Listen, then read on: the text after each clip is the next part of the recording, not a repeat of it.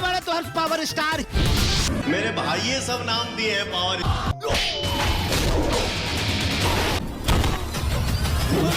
तो फाइनली इंतजार का घड़ी हुआ खत्म।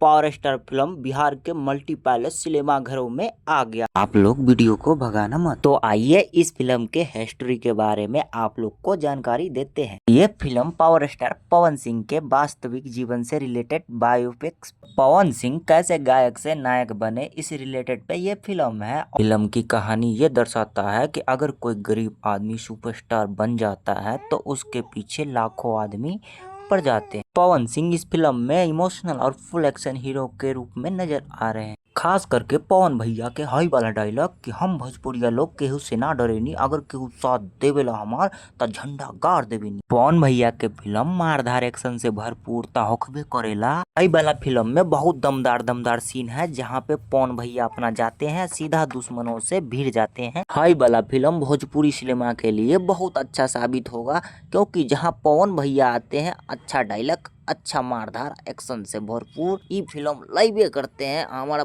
Power star. फिल्म में जबरदस्त मारधार और इमोशनल ड्रामा देखे के मिली। अगर वो पवन सिंह के फैन हैं तो सब्सक्राइब करिए। फिल्म के गाना और बजाना दोनों बढ़िया बा और ई फिल्म मार्केट में धमाल मचेबे करी आ ना मचाई ता रुआ लोग हमरा कमेंट में आके बता। तो जाइए अपने नज़दीकी सिनेमा घर में और ये फिल्म देखिए। देखने के बाद बहुत मज़ा आएगा आप लोग को।